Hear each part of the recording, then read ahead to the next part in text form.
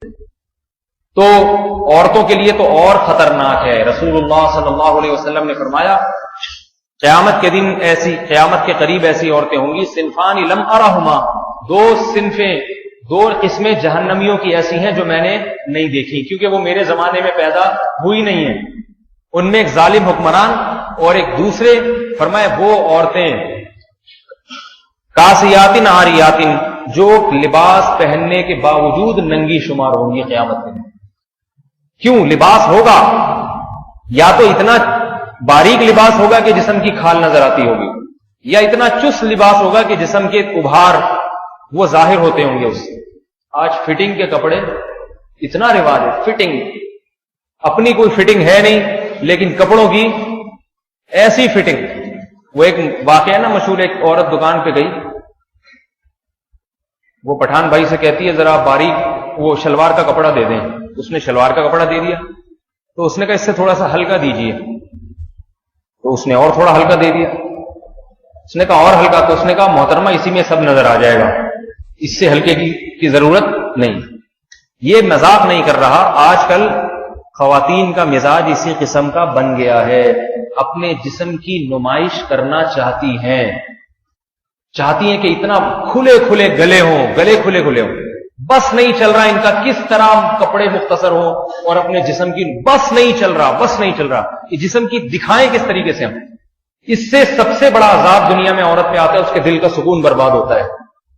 دل کا سکون ڈھانپ لے پورے جسم کو.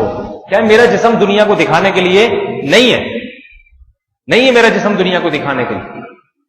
زینت کی اللہ نے عورت کو اجازت دی ہے تو کپڑے پہنی اچھے خوبصورت لباس پہنے. میک اپ کی بھی اجازت ہے شریعت میں، کوئی پابندی نہیں ہے. زیور تو عورت کے لیے تو زیور کی ترغیب ہے، زیور پہنے، سونے کا پہنے، چاندی کا پہنے، آرٹیفیشل پہنے جیسا آپ کو. لیکن جسم کیوں دکھا رہی ہیں لوگوں کو؟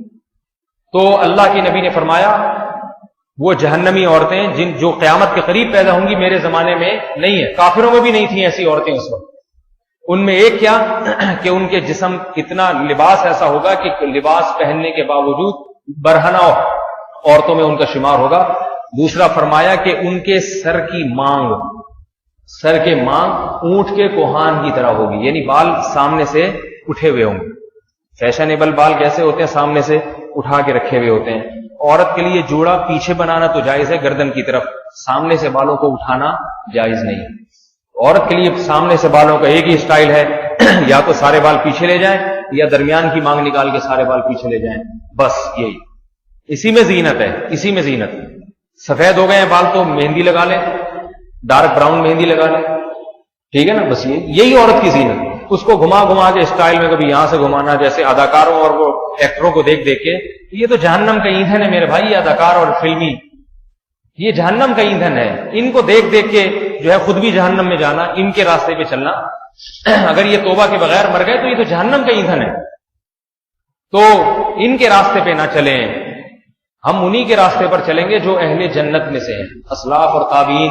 اور آج بھی وہ لوگ جو اہل اللہ ہیں اور وہ عورتیں جو اولیاء اللہ ہیں، ان کے راستے پر ہمیں چلنے کا حکم دیا گیا ہے.